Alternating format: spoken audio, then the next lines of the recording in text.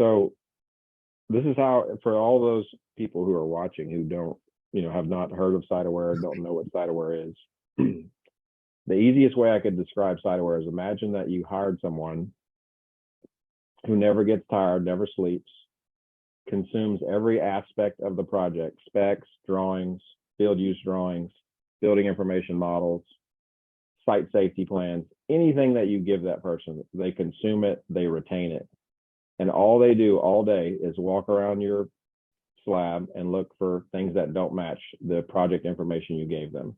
Or they scale your envelope and they look for things that don't match or are missing or are damaged. That's basically what the technology is doing.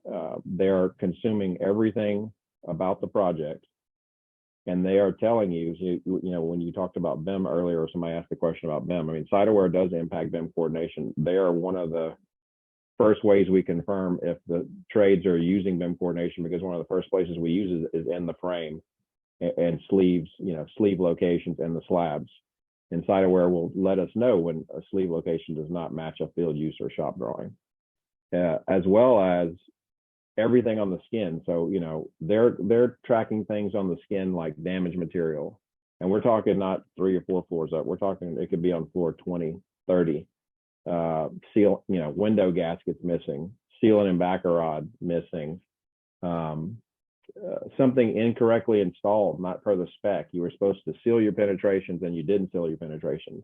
You were supposed to use screws and you used nails. The flashing's facing the wrong direction.